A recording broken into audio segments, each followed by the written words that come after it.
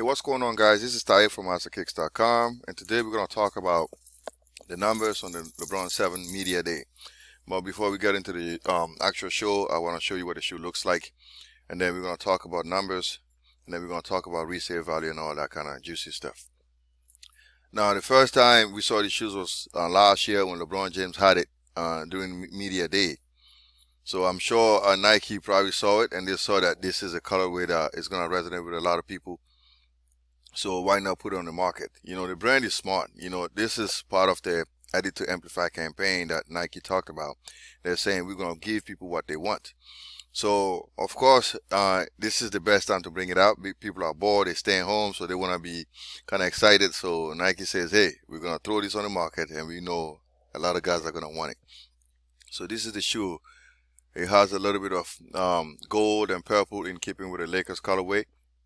And it's built with some kind of mesh material, a synthetic material on the upper part of the shoe, and then near the bottom on the mudguard you have some kind of leather.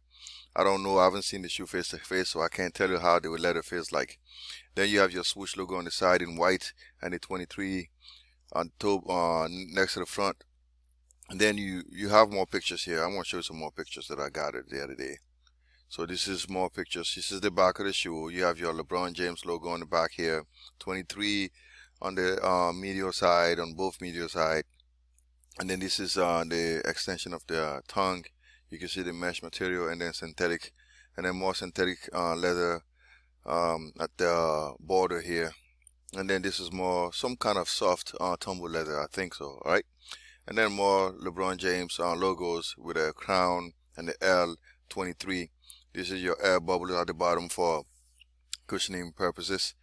And then this is the both shoes front, more mesh, and then mixed laces, purple here and gold on the other side, and then the 23 on the front. Then you have your tongue, and then more LeBron James logo there. This is a good looking shoe, man. And then on the insole you have more Nike and LeBron James logos. So now let's talk numbers. Now you guys know, since the COVID-19, a lot of things have changed, but it doesn't mean that we can't make predictions on what's going to come out. So what I did was this: I went and found who was getting the shoe, and then Foot Locker is getting it, Hibbert is getting it, Nike, of course, is going to get it, and then you have your international boutiques like And, BSTN, Foot District, Offspring, Hennen, Well Gosh, and Sneakers and Stuff. So those are the only locations that are confirmed. So now from there we're going to build our assumptions, and then we're going to run our numbers. So I'm assuming that Nike is going to get about a third of the entire production, and then Foot Locker is going to get a third, and then Hibbert and the rest of the boutiques are going to get a third. So when I wrote my projection on the LeBron 7 Fairfax, that was like a few months ago, I discovered that only 20 Foot Locker stores were given the shoe. So I'm assuming that this is going to repeat itself, okay? So I'm assuming that 20 Foot Lockers are going to get it, and I'm going to give each Foot Locker about 240 pairs, which I did here. And I'm also going to give an additional 1/3 to the online allocations. But we already know at the end of the day that everything that's in store is going to be converted online. So whatever we get for the online, the physical locations, we're going to assign that to the online in addition to the regular online allocation. This is a lot of things that I'm saying here, but I know you get it. So to find a Foot Locker in the stores, I did 240 times 20, which is 4,800. And then to find a Foot Locker online, I did 4,800 divided by 3. I got 1,600 pairs. Add these two numbers together, you get up to 6,400 pairs. And then your grand total is 6,400 times 3, which is the entire stock, which I came up to 19,200 pairs, and I took it up to 20,000. But because of possible errors, I'm going to say the numbers are going to be between 20,000 and 30,000 pairs.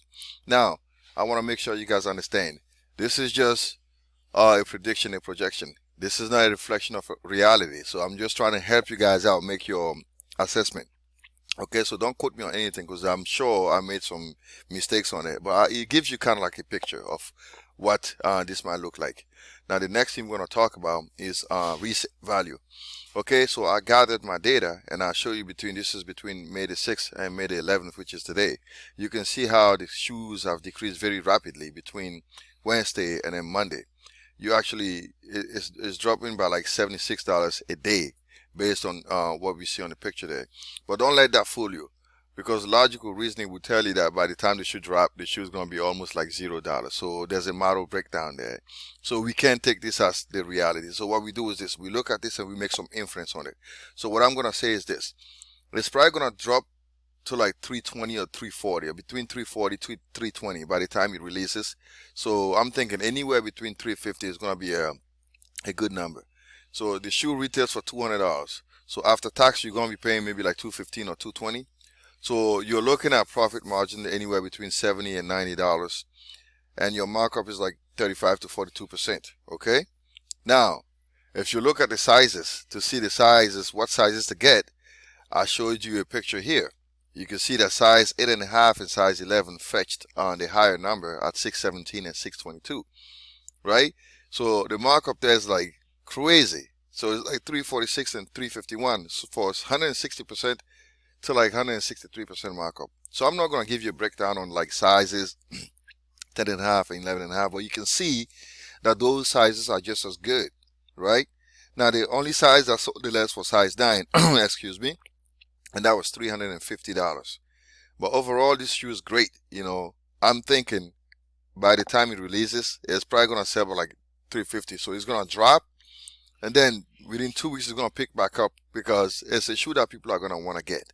All right, so you want to buy the shoe? There's a bunch of guys here that I gave you the link to it on the international boutiques and the Foot Lockers, the regular Foot Lockers, so you can go in there and grab that.